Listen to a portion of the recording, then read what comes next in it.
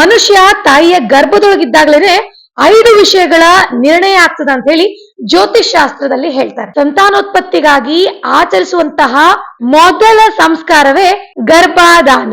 ಗರ್ಭಧಾರಣೆಯ ನಂತರ ಮುಂದಿನ 2-3 ತಿಂಗಳಿನಲ್ಲಿ ಮಾಡಬೇಕಾದಂತಹ ಮುಂದಿನ ವಿಧಿಯೇ ಪುಂಸವನ. ಗರ್ಭಿಣಿಯ ಸಂತೋಷಕ್ಕಾಗಿ 5 ರಿಂದ 8 ತಿಂಗಳ ನಡುವೆ ಮಾಡುವಂತಹ ವಿಧಿಯೇ ಸೀಮಂತೋನ್ನಯನ. ಸಂಸ್ಕಾರಗಳನ್ನ ಮಾಡ್ಬೇಕು ಅಂತ ಋಷಿಮನಿಗಳು ಹೇಳ್ತಾರೆ. ಯಾಕಂತಂದ್ರ ಈ 5 ವಿಷಯಗಳ ನಿರ್ಣಯ ತಾಯಿಯ ಗರ್ಭದಲ್ಲಿಯೇ ಉಂಟಾಗ್ತದೆ. ಬರ್ರಿ ಹಂಗಂದ್ರ ಆ 5 ವಿಷಯಗಳು ಯಾವ್ದು ಅನ್ನೋದನ್ನ ತಿಳ್ಕೊಂಡ್ ಬರೋಣ. ಆಯು ಕರ್ಮ ಚ ವಿತ್ತಂ ಚ ವಿದ್ಯಾ ನಿಧನಮೇವ ಚ ಪಂಚೈತಾನಿ ಹಿ ಸೃಜ್ಯಂತೆ ಗರ್ಭಸ್ಯೈವ ದೇಹಿನಃ.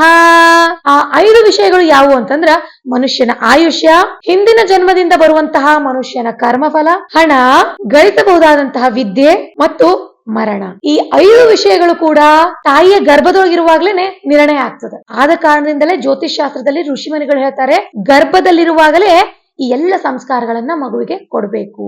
ನೀವು ಕೂಡ ನಿಮ್ಮ ಮನೆಯಲ್ಲಿರುವಂತಹ ಗರ್ಭಿಣಿ ಸ್ತ್ರೀಯರಿಗೆ ಈ ಎಲ್ಲ ಸಂಸ್ಕಾರಗಳನ್ನ ಕೊಡಿ ಮತ್ತು ಮುಂದಿನ ಪೀಳಿಗೆಗೆ ಈ 5 ವಿಷಯದಲ್ಲಿ ಅನುಕೂಲವಾಗುವಂತೆ ಮಾಡಿಕೊಡಿ. ಹುಟ್ಟಿದ ಮೇಲೆ ಕುಂಡಲಿ ಜಾತಕ ತಗೊಂಡು ಅಡ್ಡಾಡೋದಲ್ಲ, ಗರ್ಭದೊಳಗಿರುವಾಗ್ಲೇನೆ ಅವ್ರಿಗೆಲ್ಲ ಈ ಸಂಸ್ಕಾರಗಳನ್ನ ಕೊಡ್ರಿ. ಇನ್ನಷ್ಟು ಹೆಚ್ಚಿನ ಧರ್ಮಶಾಸ್ತ್ರದ ವಿಷಯಗಳ ಮಾಹಿತಿಗಾಗಿ ನನ್ನ ಇನ್ಸ್ಟಾಗ್ರಾಮ್ ಪೇಜ್ ಹಾಗೂ ಫೇಸ್ಬುಕ್, ಯೂಟ್ಯೂಬ್ ಅನ್ನ ಫಾಲೋ ಮಾಡ್ರಿ, ಲೈಕ್ ಮಾಡ್ರಿ, ಶೇರ್ ಮಾಡ್ರಿ, ಸಬ್ಸ್ಕ್ರೈಬ್ ಮಾಡ್ರಿ. ನಮಸ್ಕಾರ.